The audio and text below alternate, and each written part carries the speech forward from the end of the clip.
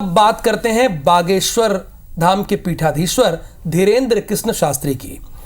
उन्होंने हिंदुत्व सनातन को लेकर हमेशा अपनी आवाज को बुलंद रखा है।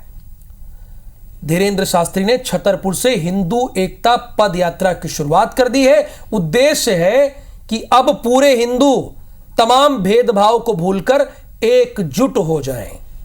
मगर राहुल जी, यात्रा शुरू होने के साथ साथ इस पर सियासी बयानबाजी भी अब काफी तेज हो रही है। कई प्रतिक्रियाएं सामने आई हैं। इस पर हमारी एक रिपोर्ट आपको दिखाते हैं।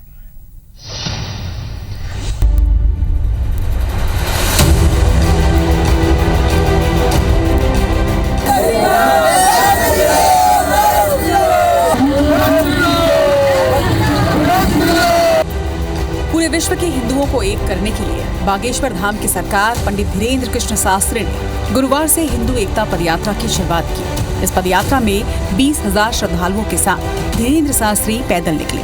पदयात्रा का दृश्य इतना भव्य कि कई किलोमीटर तक सिर्फ भगवा रंग के ध्वज ही नजर आ रहे हैं। जैसे जैसे ये यात्रा आगे बढ़ेगी, श्रद्धालुओं की भीड़ इसमें और बढ़ेगी। वही यात्रा के दौरान पंडित धीरेन्द्र कृष्ण शास्त्री से IBC 24 ने एक्सक्लूसिव बातचीत की।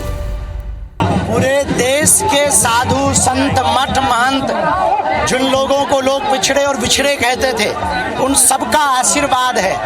ये यात्रा हिंदुओं की है, ये यात्रा हिंदुत्व की है, ये यात्रा सनातनियों की है, ये यात्रा 100 करोड़ लोगों की है। निश्चित रूप से उनके ही कार्य को हम कर रहे हैं। हम तो दिख रहे हैं, करवा बालाजी रहे हैं। बागेश्वर सरकार की यात्रा को लेकर सियासी बयानबाजी भी अब तेज हो गई है। कांग्रेस के राज्यसभा सांसद विवेक तनखा का कहना है कि इन सब के पीछे भाजपा है, जो देश में धार्मिक भावनाओं को सबसे ऊपर लाने का माहौल बनाना चाहती है। तो इस पर बीजेपी से भी प्रतिक्रिया सामने आई है।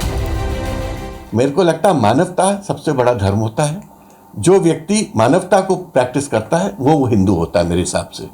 तो ये सब चीज़ें तो इलेक्शन की के लिए बीजेपी रूपरेखा बनाने के लिए सब चीज़ें कराती है।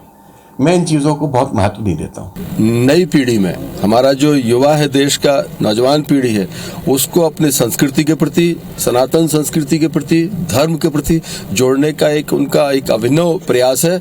मैं उनके इस प्रयास के गुरुजी के बहुत उनको हृदय से उनके प्रति कृतज्ञता ज्ञापित करता हूँ। सियासी आरोप प्रत्यारोप से इतर बीजेपी और कांग्रेस दोनों ही दलों के नेता बागेश्वर सरकार की सनातन हिंदू एकता यात्रा में शामिल हो रहे हैं। ये दो तस्वीरें देखिए। बीजेपी के प्रदेश अध्यक्ष VD शर्मा और पूर्व मंत्री और कांग्रेस नेता जयवर्धन सिंह ने भी बागेश्वर सरकार के साथ यात्रा की।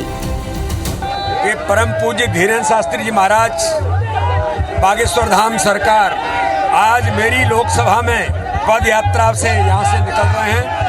मुझे भी सौभाग्य मिला यात्रा में सम्मिलित होने का। ये सब आज इस यात्रा में सम्मिलित होकर के आज ये साबित हो रहा है कि हिंदू एकता के लिए सभी मिलकर के रहें। बागेश्वर सरकार ने छतरपुर से सनातन यात्रा का शंखनाद कर दिया है।